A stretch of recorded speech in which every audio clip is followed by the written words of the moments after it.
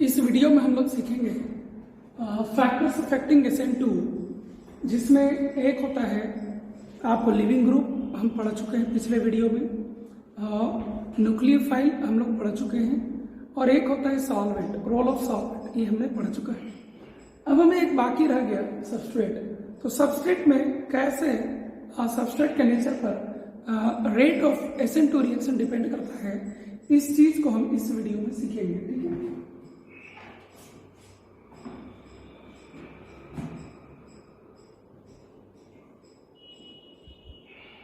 ये कार्बन है, ये आपका सबस्ट्रेट है, और ट्रांजिशन स्टेट सीधे बना लेते हैं। और R2 R3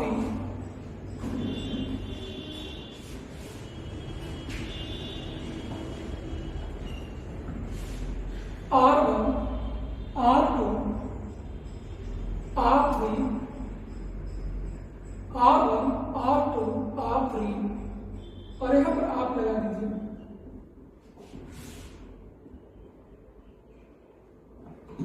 ये लिविंग ग्रुप है और ये आपका न्यूक्लियोफाइल है। ठीक है, ये लिविंग ग्रुप है और ये आपका न्यूक्लियोफाइल है। यहां पर आपको मैं आप यहां से देख सकते हैं RH NU जब अटैक करता है तो NU R डेल माइनस और NU प्लस X माइनस आपको बनता है। ठीक है, RNU प्लस X माइनस आपको बनता है।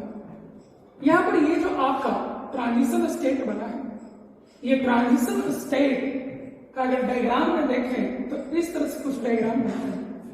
यही है आपका ट्रांजिशन स्टेट। ये ट्रांजिशन स्टेट जितना ज्यादा स्टेबल होगा, ठीक है,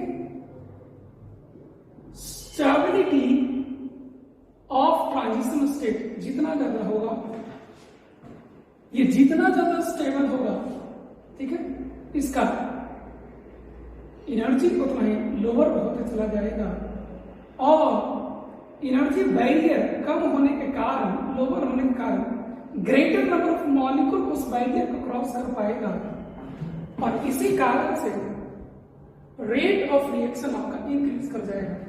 ठीक है, एक बार और देखिए, ये जितना ज्यादा स्टेबल होगा इसका पोटेंशियल एनर्जी नीचे गिरेगा, मोर मॉलिक्यूल उसको क्रॉस कर पाएगा। ठीक है, यानी रिएक्शन फास्टर होगा, रेट ऑफ रिएक्शन आपका इंक्रीज कर जाएगा। ठीक है, तो स्टेबिलिटी ऑफ ट्रांजिशन स्टेट ज्यादा होने से रेट ऑफ रिएक्शन भी ज्यादा होगा। क्वेश्चन ये उठता है कि stability of this transition state किन बातों पर डिपेंड करता है। ठीक है, तो stability of transition state depends on first, ये जो ग्रुप्स यहां पर लगे हुए हैं, इन ग्रुप्स का आपस में वैन डर वाल्स रिपल्सन होता है। इन ग्रुप्स का आपस में वैन डर वाल्स रिपल्सन होने के कारण इसका स्टेबिलिटी अफेक्टेड होता है। ठीक है,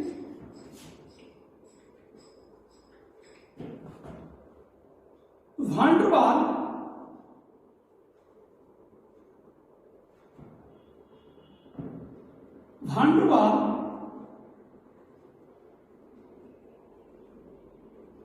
forces between ग्रुप्स, और इसके हम लोग क्या करते हैं, क्राउडिंग और स्टेरिक फैक्टर कहते हैं। क्या कहते हैं इसको केमिस्ट्री में? क्राउडिंग या स्टेरिक फैक्टर कहते हैं। और दूसरा होता है कि इस कार्बन एटम के अराउंड 2 तो 4 तो 6 तो 8 तो 10 5 पेयर ऑफ इलेक्ट्रॉन है।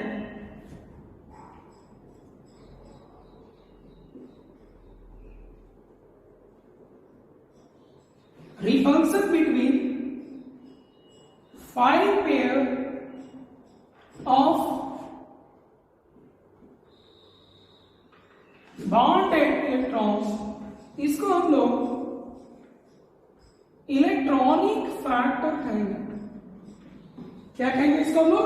इलेक्ट्रॉनिक फैक्टर इसको हम लोग कहेंगे। ठीक है, इसको हम यूज करते हैं। क्या सब बहुत चीजों पर एक स्टेबिलिटी और transition state depends upon one two one repulsion between groups, जिसको क्राउडिंग और स्टेरिक फैक्टर के नाम से जानेंगे।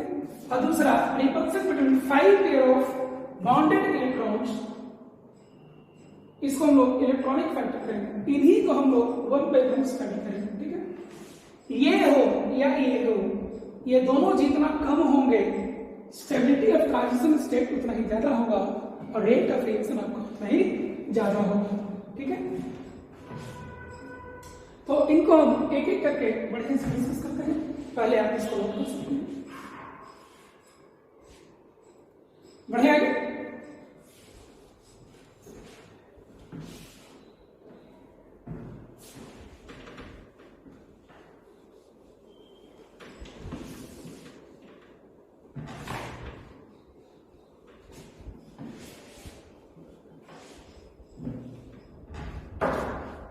पहले हम लोग सीखेंगे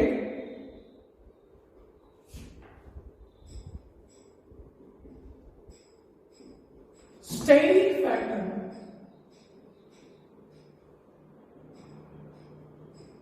स्टेरिक फैक्टर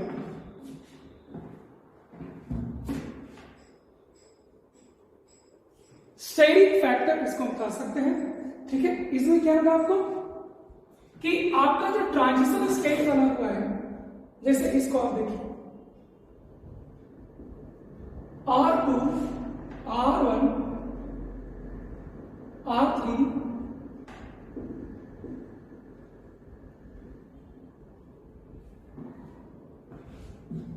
ठीक है।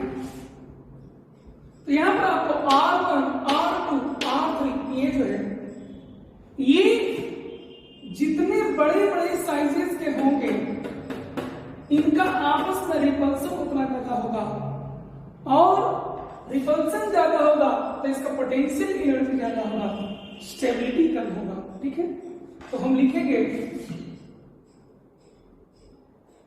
Size of R1, R2, R3 जितना बड़ा होगा वैन डर वाल रिपल्सन आपका उतना ही ज्यादा होगा, स्टेबिलिटी उतना ही कम होगा, रेट ऑफ रिएक्शन उतना ही कम होगा। इस ट्रांजिशन स्टेट को फिर से आप देखें, size of R1, R2, R3 जितना बड़ा होगा इन सबका आपस में रिपल्सन उतना ही बड़ा होगा। जितना बड़ा साइज उतना ज्यादा वैन डर वाल रिपल्सन। स्टेबिलिटी, रिपल्सन ज्यादा होने से स्टेबिलिटी आपको कम होगा, स्टेबिलिटी अगर ट्रांजिशन स्टेट का कम होगा, ठीक है, तो रिएक्शन आपको स्लो हो जाएगा, रेट ऑफ रिएक्शन आपको हो जाएगा। ठीक है, चलिए आगे देखते हैं। तो इसका एक पहला जो सबसे अच्छा एग्जाम्पल है वो आपका ये है कि सबसे छोटा एक ग्रुप रहेगा, सबसे छोटा रहेगा, वैन डर वाल रिपल्सन सबसे कम होगा, स्टेबिलिटी सबसे ज्यादा होगा और रेट ऑफ रिएक्शन सबसे ज्यादा होगा। इसीलिए आप पहला एग्जांपल ले सकते हैं इसका CH3X, ये सबसे फास्ट जाएगा। CH3, CH2X, CH3, CH3X, CH3, CH3, CH3X। आप देख सकते हैं यहां पर R1, R2, R3 तीनों हाइड्रोजन है, सबसे कम क्राउडिंग होगा, वैन डर वाल रिपल्सन सबसे कम होगा, स्टेबिलिटी ट्रांजिशन स्टेट का सबसे ज्यादा होगा, रेट ऑफ रिएक्शन फास्टर होगा। आप एक हाइड्रोजन को एक अल्काइल से रिप्लेस कर दीजिए, क्राउडिंग बढ़ेगा, क्राउडिंग और बढ़ेगा, क्राउडिंग आपको और बढ़ेगा। ये मोस्ट क्राउडेड है इसका हालत ये है कि ये हालत इसका ये है कि ये आपको SN2 रिएक्शन नहीं जा पाता है बिकॉज ऑफ क्राउडिंग। ये आपका 3 डिग्री है, ये आपका 2 डिग्री है, ये आपका 1 डिग्री है। तो आप आगे से ध्यान रखें, जहां जहां पर आपको 3 डिग्री रहा और अल्काइल ग्रुप जुड़ा हुआ रहेगा वो SN2 रिएक्शन आपको नहीं जाएगा। ठीक है,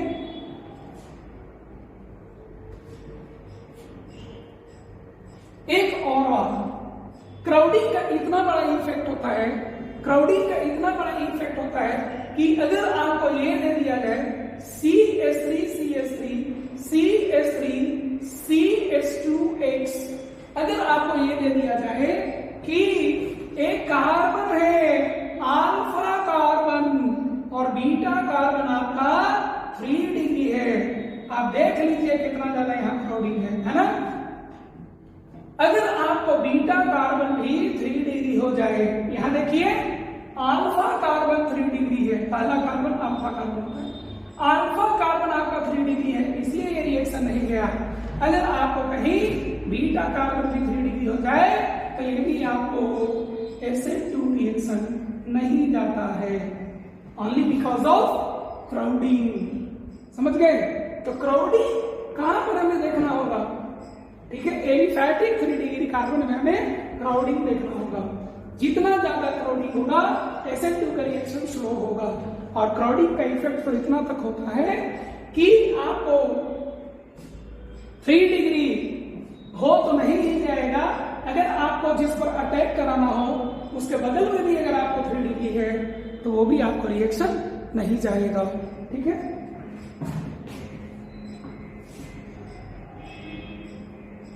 इसको आप नोट कर सकते हैं, बढ़ेंगे। ये आपका हो गया स्टेरिक फैक्टर। आगे चलते हैं,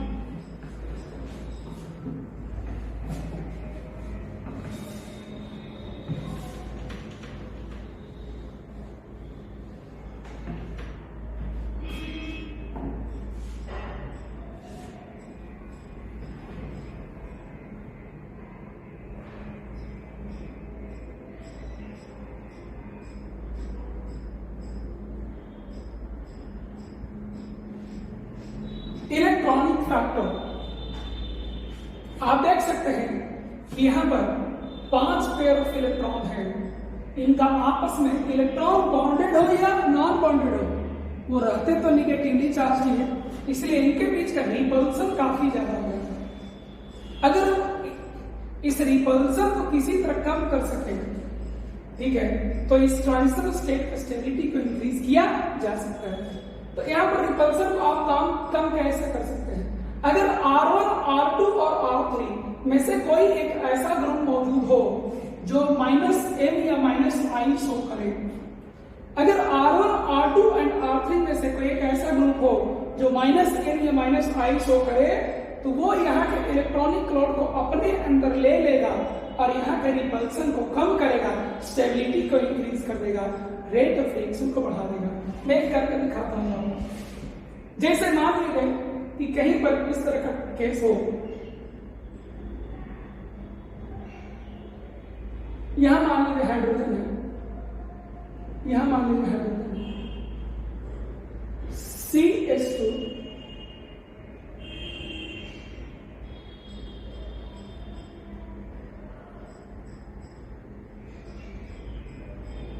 मान लीजिए कि ऐसे कोई ग्रुप लगा हुआ है, तो यहां पर जो इलेक्ट्रॉनिक क्लाउड जो एक्सेसिव है,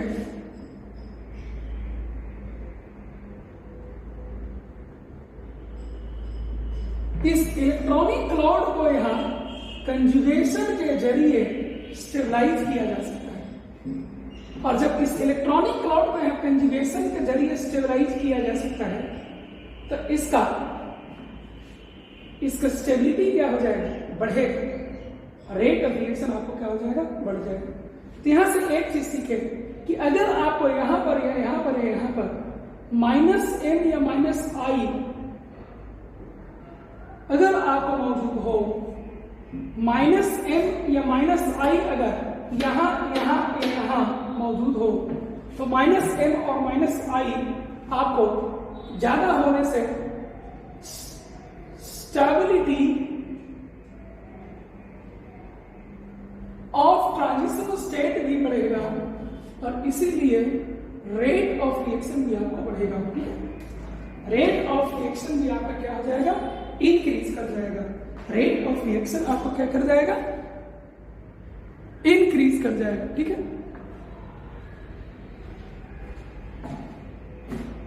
कुछ इसके एग्जाम्पल लेते हैं हम लोग, जैसे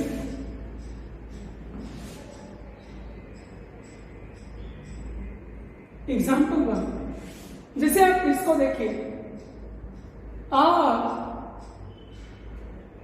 C double bond O CH2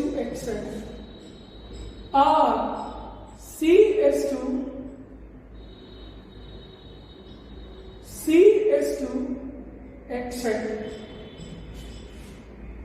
R CH2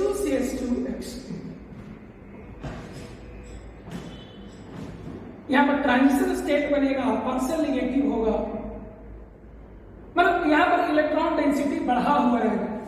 उस बढ़े हुए इलेक्ट्रॉन डेंसिटी को ये -m से स्टेबलाइज करेगा। यहां sp3 है, -i से स्टेबलाइज करेगा, और यहां आपको -m और -i मौजूद नहीं है। तो ट्रांजिशन स्टेट जो बनेगा उसके इलेक्ट्रॉनिक लोड को सबसे ज्यादा अच्छा से डिस्पर्स स्टेबलाइज कहां किया जा सकता, वो इस केस में ट्रांजिशन स्टेट जितना ज्यादा स्टेबल होगा, ठीक है, रिएक्शन का रेट उतना ही ज्यादा होगा। तो सबसे फास्ट ये जाएगा, तब फिर आपको ये जाएगा, तब फिर आपको ये जाएगा। एग्जाम्पल नंबर 2, दूसरे एग्जाम्पल को हम लोग देखते हैं। जैसे इसको आप देखिए, CH2X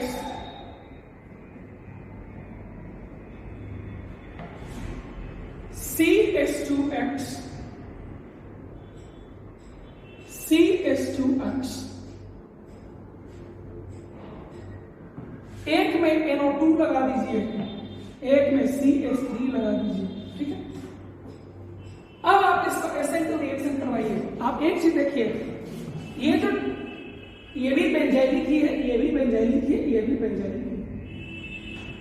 ठीक है, लेकिन इसका ट्रांजिशन स्टेट जो बनेगा वो ट्रांजिशन स्टेट आपको यहां तक -m से स्टेबलाइज होगा। यहां कोई स्टेबलाइजेशन यहां से नहीं मिला, यहां आपको +i और हाइपर कंजुगेशन शो करता है, ये और निगेटिव चार्ज और यहां से देगा, इसको डीस्टेबलाइज करेगा। तो सबसे फास्टर कौन जाएगा, ये जाएगा, तब फिर आपका ये जाएगा। इलेक्ट्रॉनिक फैक्टर इतना डोमिनेटिंग होता है कि कभी कभी 3 डिग्री कार्बन भी आपको SN2 रिएक्शन चला देता है। जैसे आप इसको देखिए, PHCH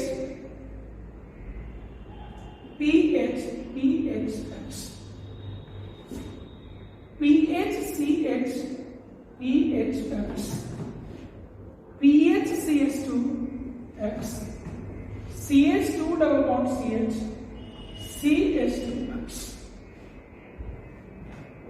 यहां पर आप देखिए, ऐसे अगर कहेंगे आपकी शरीर 1 डिग्री है, ये 2 डिग्री है, ये 3 डिग्री है, और 3 डिग्री है तो इसलिए इसको रिएक्शन नहीं जाना चाहिए। लेकिन आप एक चीज सोचिए, यहां जो ट्रांजिशन स्टेट का जो इलेक्ट्रॉनिक लोड आएगा वो इस बेंजीन रिंग में भी स्टेबलाइज होगा, इस बेंजीन रिंग में भी स्टेबलाइज होगा, ये बेंजीन रिंग में भी स्टेबलाइज होगा। मतलब यहाँ इलेक्ट्रॉनिक फैक्टर जो यहाँ पर होगा, ट्रांजिशन स्टेट जो बनेगा उसमें इलेक्ट्रॉनिक फैक्टर काफी ज्यादा स्टेबलाइज होगा। और ऐसा एक्सपेरिमेंटली पाया गया है कि इन चारों में SN2 रिएक्शन जाने का रेट आपका ये होता है। एंड यहाँ पर एक चीज आपको देखने को ये भी मिलता है कि क्राउडिंग ज्यादा रहने पर भी अगर इलेक्ट्रॉनिक फैक्टर आपको फेवर कर दिया तो 3 डिग्री कार्बन भी आपको रिएक्शन जा सकता है। लेकिन ध्यान रखें, 3 डिग्री कार्बन आपको SN2 तभी जा सकता है जब आपको तीनों फिनाइल ग्रुप लगे हुए हो। इसके अलावा कभी भी आप SN2 रिएक्शन 3 डिग्री कार्बन को नहीं कराते हैं। ठीक है, इस चीज को भी आप ध्यान में रखेंगे। बढ़े आगे,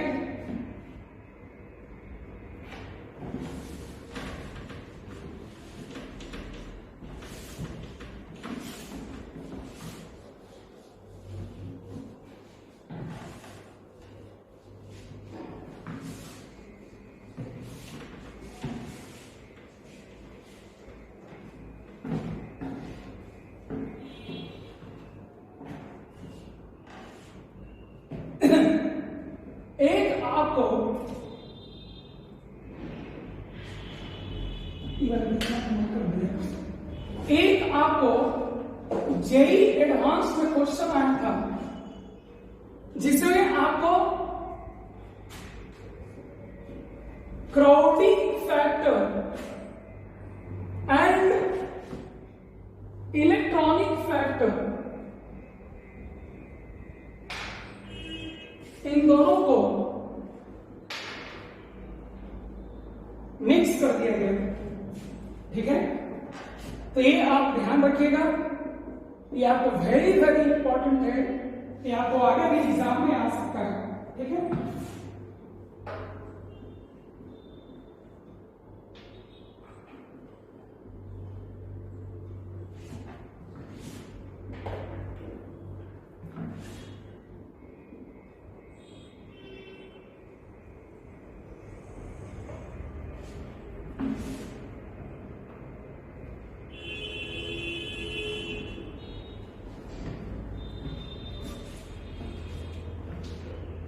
ऐसे देखने से ये लगता है कि ये CH3Cl जो है यहाँ कोई क्राउडिंग वगैरह नहीं है, इलेक्ट्रॉन क्लाउड का भी कोई झंझट नहीं है, तो इसको फास्टेस्ट जाना चाहिए SN2 रिएक्शन। लेकिन फैक्ट ये है कि ये आपको फास्टेस्ट रिएक्शन जाता है, तब फिर आपको ये जाता है, फिर ये जाता है, तब फिर ये जाता है। ठीक है, ये आप फैक्ट की तरह आप याद रखेंगे इसको।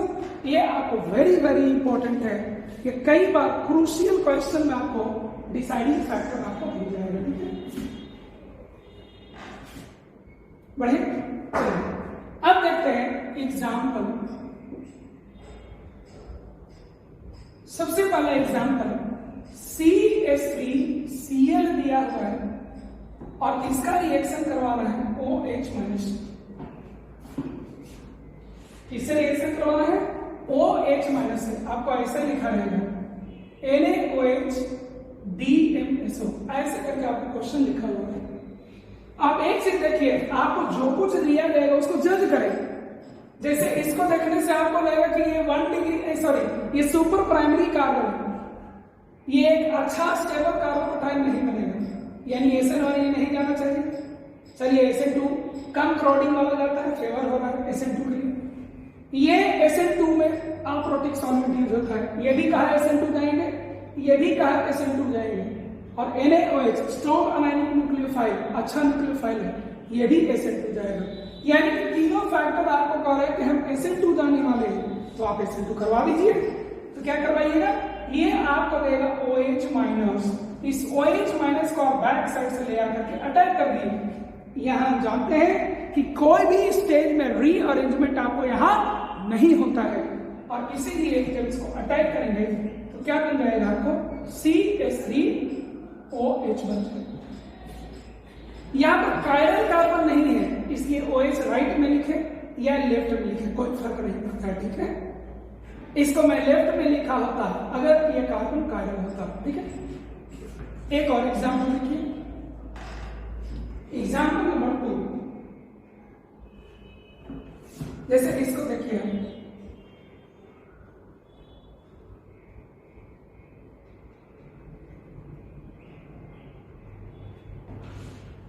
इसको KCm DMF से रिएक्शन कराएगा। ठीक है, ये 2 डिग्री है, SN2 में कोई झंझट नहीं है, ये Cl- अच्छा न्यूक्लियोफाइल है, अनायनिक न्यूक्लियोफाइल। ये SN2 है, सब कह रहा है कि SN2 जाना चाहिए। ठीक है, तो ये जो न्यूक्लियोफाइल है इसको आप यहां से अटैक करवा दीजिए, साइमल्टेनियसली उसको रिमूव कर दीजिए। क्या बन जाएगा आपको? ठीक है, और यहां से आपको साइनाइड जाकर। ठीक है, यहां पर आप इस तरह से लिखा सकते हैं।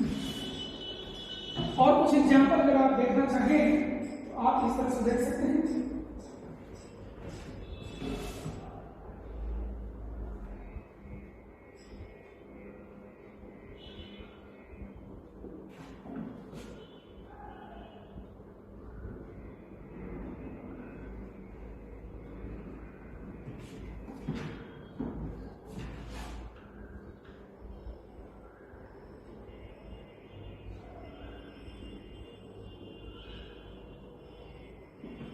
ठीक है, आपको यहां पर अटैक करना होगा इस साइड से, और यहां से ये बाहर। ये जैसा है वैसे ही लिख दीजिए। और यहां एसेट हो रहा है ना, और कायरल कार्बन है ना, तो इसको उलट कर दिखाना होगा। तो Br तो चला गया, तो एसएच उसके उल्टा साइड से रहेगा, और हाइड्रोजन को आपको यहां निकालना। ठीक है, और एग्जाम्पल देख लीजिए।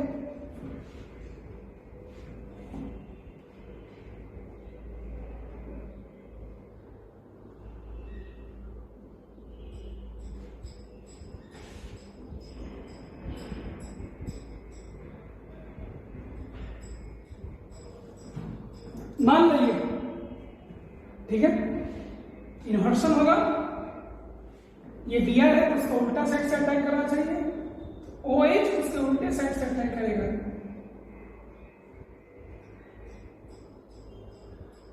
यहां ध्यान दीजिएगा, ये आपको केवल एक कॉन्फ़िगरेशन वाला दिया गया है, तो प्रोडक्ट भी आपको केवल एक कॉन्फ़िगरेशन वाला मिलेगा। तो यहां पर आपको ऑप्टिकली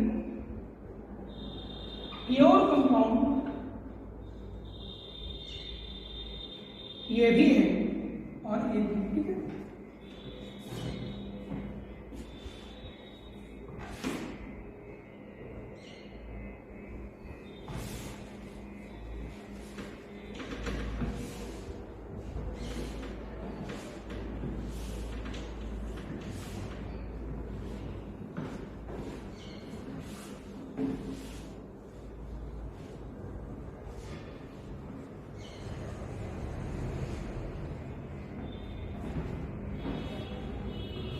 एक आपको पढ़ना होता है यार,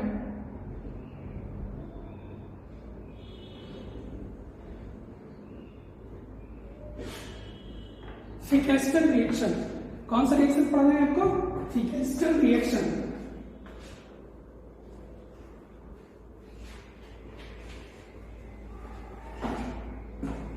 फिकेस्टल रिएक्शन का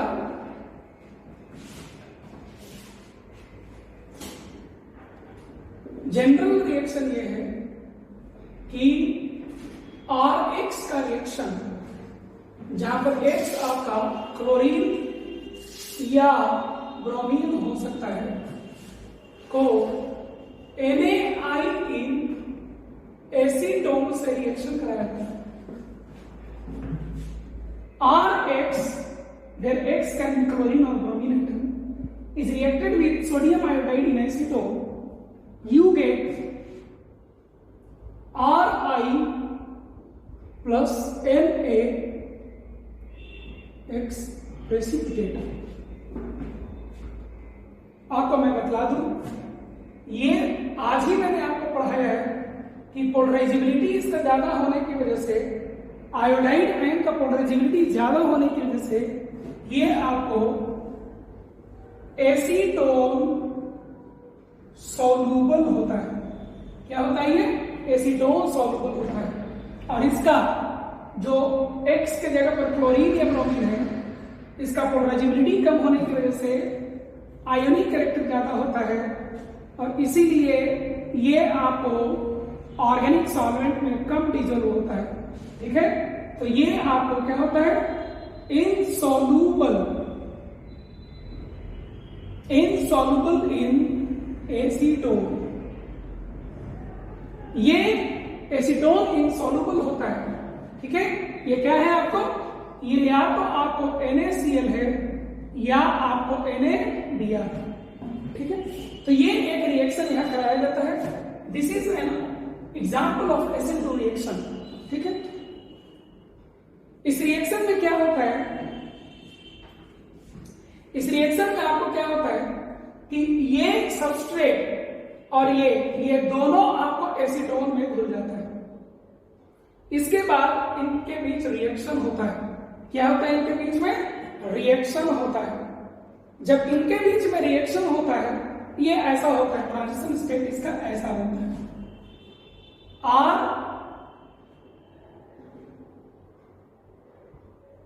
RCl- I- और सॉल्वेंट क्या है आपको? एसीटोन।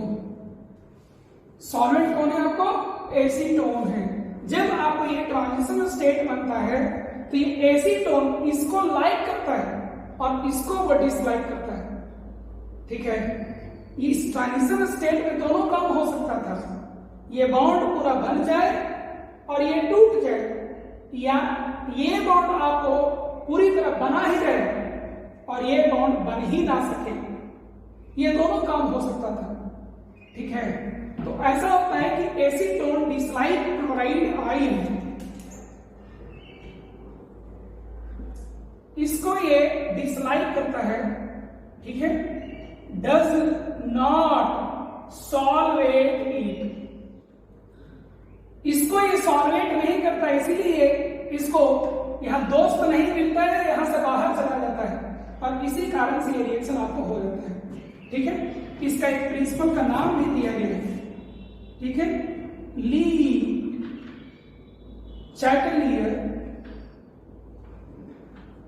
प्रिंसिपल इसका नाम दिया गया। ठीक है, कि जो एसीटोन में लेस सॉल्युबल होता है वो आपको सॉल्यूशन छोड़ करके चला जाएगा, ये प्रेसिपिटेट बन करके नीचे बैठ जाता है। ये क्या है आपको?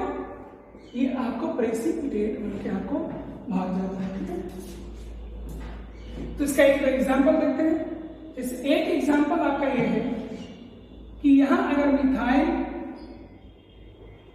इथाइल, हाइड्रोजन और क्लोरीन लगा हुआ हो और NaI एसीटोन से रिएक्शन जा रहा हो, तो पहले तो दिमाग में हमको आना चाहिए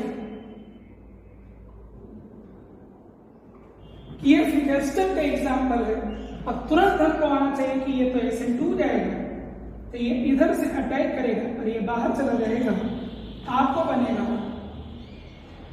hydrogen, iodine, methyl and ethyl बनेगा। ठीक है, इसको आप नोट कर सकते हैं।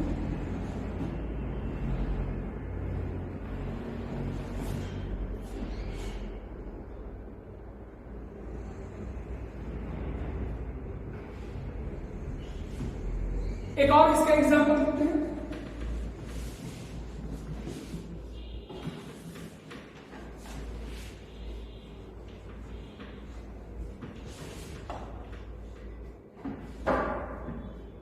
जैसे कभी कभी इसका एक एग्जांपल ये दिया जाता है, मिथाइल, इथाइल, हाइड्रोजन, आयोडीन 127 यहां पहले से लगा रहे हैं। ठीक है, और यहां आपको दिया जाएगा Na-iodine 131 इन एसीटोन, मतलब दोनों आपको आयोडाइड ही है, केवल ये दोनों एक दूसरे के आइसोटोप है। पूछा जाएगा कि प्रोडक्ट क्या बनेगा। ठीक है, तो इस केस में जो ट्रांजिशन स्टेट आपको बनता है वो कुछ ऐसा बनता है, carbon, ethyl, hydrogen, methyl, iodine 127 del minus, iodine 131 del minus. इसमें क्या है कि जो बॉन्ड का स्ट्रेंथ यहां है ऑलमोस्ट वही बॉन्ड का स्ट्रेंथ यहां भी है, there is no difference. Solubility, acetone में जितना सॉल्युबल ये भी है उतना ही एसीटोन में सॉल्युबल ये भी है। ठीक है, तो 50% आपको इसके करस्पॉन्डिंग प्रोडक्ट मिलेगा और 50% आपको इसके करस्पॉन्डिंग केस मिलेगा, यानी कि आपको प्रोडक्ट के तौर पर मिलेगा एक 50% इसको रखते हुए मिलेगा, तो वो हो जाएगा Me hydrogen, iodine 127, ethyl and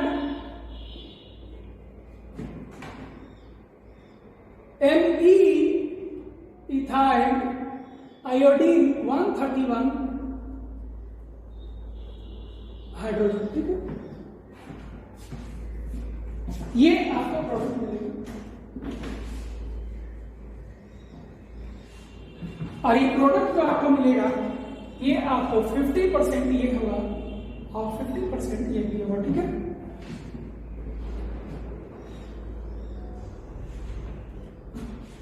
एक आपको एनसीईआरटी के अकॉर्डिंग पढ़ना होता है स्वार्थ रिएक्शन। क्या नाम है इसका? स्वार्थ रिएक्शन। स्वार्थ रिएक्शन में क्या होता है, ये खाली याद करना है, कोई लॉजिक वगैरह नहीं है कि CH3 Br का रिएक्शन AgF या Hg2F2 या SbF3 से जब कराते हैं, इस केस में आपको प्रोडक्ट मिलता है CH3F मिल जाता है। बाकी AgBr ये रखिए मिलेगा, Hg2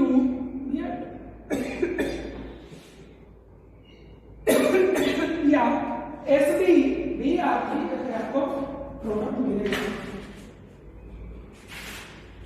कितना टाइम हुआ?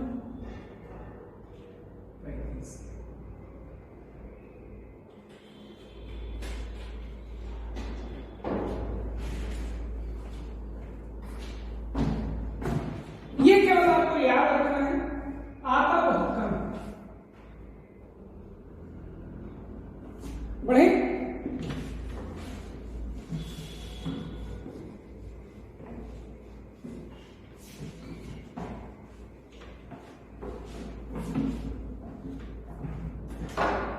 इसी में पढ़ना होता है हमको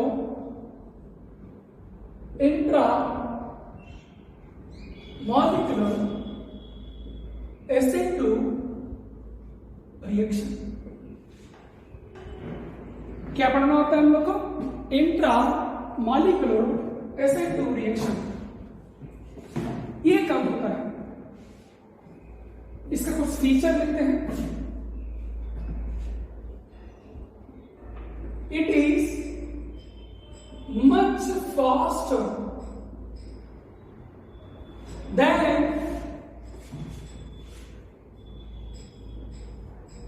intermolecular SN2 reaction। इंट्रामॉलिक्यूलर काफी फास्ट होता है इंटरमॉलिक्यूलर रिएक्शन से। ऐसा क्यों होता है? देखिए ऐसा क्यों होता है, जैसे CH3 Br कुछ लगा हुआ है, इस न्यूक्लियोफाइल के यहां बना है, ठीक है। ये दोनों, ये हो गया आपको इंटरमॉलिक्यूलर एसिड। ये दोनों आपस में टकराने के पहले एक दूसरे से फ्री थे। इन दोनों का आपस में किसी भी तरह का इंगेजमेंट, एसोसिएशन पहले से मौजूद नहीं था। ये तो रैंडम ऐसे आए, आपस में टकरा गए, प्रॉपर ओरिएंटेशन था, एनर्जी सफिशिएंट था, प्रोडक्ट में चेंज हो गए। लेकिन इन दोनों का आपस में पहले से कोई एसोसिएशन नहीं था। ये एक बात है। दूसरी बात है, जब हम इंट्रामॉलिक्यूलर करवाते हैं तो इंट्रामॉलिक्यूलर में ये न्यूक्लियोफाइल और ये सबस्ट्रेट दोनों एक ही मॉलिक्यूल के अंदर में मौजूद होते हैं।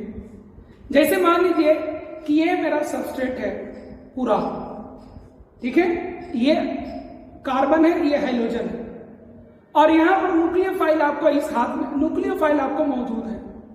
एक ही मॉलिक्यूल के अंदर में सबस्ट्रेट भी है और न्यूक्लियोफाइल भी मौजूद है। ये पहले एक दूसरे से एसोसिएटेड है, इनका एक एसोसिएशन है, और इस कारण से इसको आकर चांसेस ऑफ अटैकिंग जो होता है वो काफी ज्यादा होता है in comparison to intermolecular SN2 reaction, ठीक है। और इसीलिए आपको intramolecular SN2 reaction is much faster than intermolecular SN2 reaction. Whenever there is a possibility of intermolecular reaction as well as intramolecular reaction, then you will go for intramolecular reaction। क्योंकि जितना एक second में intramolecular में 1,00,000 molecular reaction जाएगा, intermolecular आपको एक reaction जाएगा। इसीलिए इंटरमॉलिक्यूलर को उस समय नेग्लेक्ट कर देते हैं और इंट्रामॉलिक्यूलर को कंसीडर करते हैं, ठीक है। दूसरा,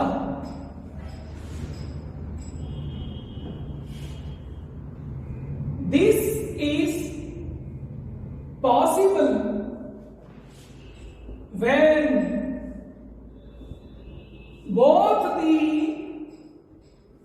substrate and nucleophilic site are present in the same molecule at a gap of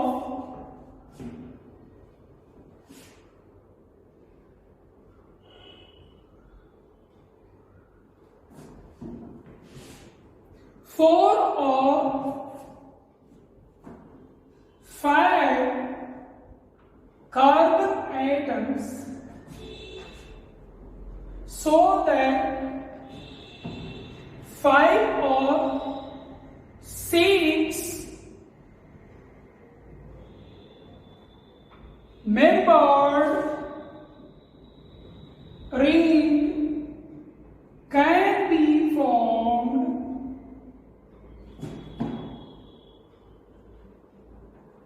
respectively.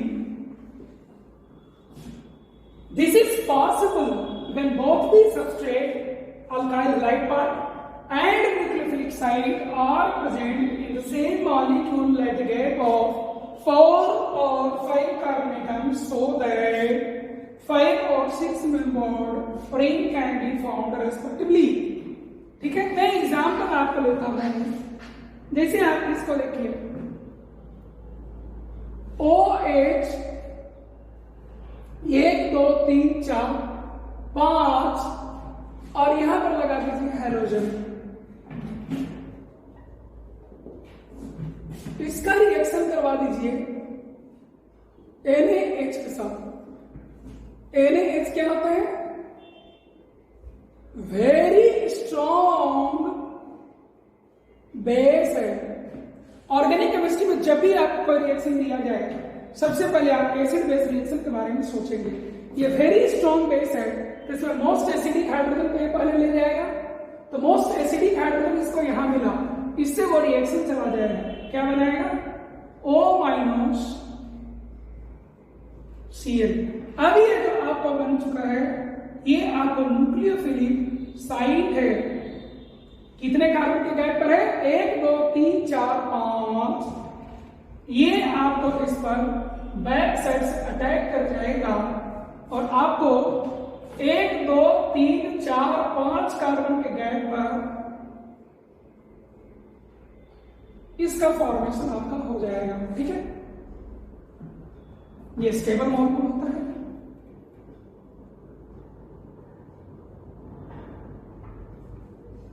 ये क्या है? कोई स्टेबल मॉलिक्यूल होता है। ठीक है,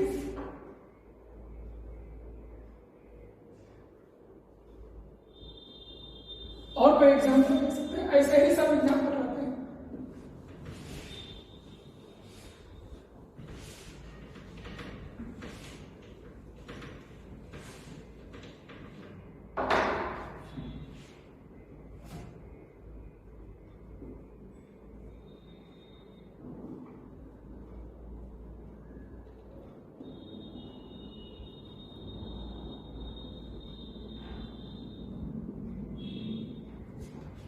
मान लो OH माइनस हीट करेंगे, तो पहला काम तो एसिड बेस रिएक्शन होगा। पहला स्टेप में आपको बनेगा, ठीक है, ये न्यूक्लियोफिलिक साइट है, ये आपको अटैक कर देगा, इसका आपको फॉर्मेशन, ठीक है, इस तरह से आपको रिएक्शन करना है। कितना टाइम है? छोड़ देते हैं, 15 मिनट का टॉपिक।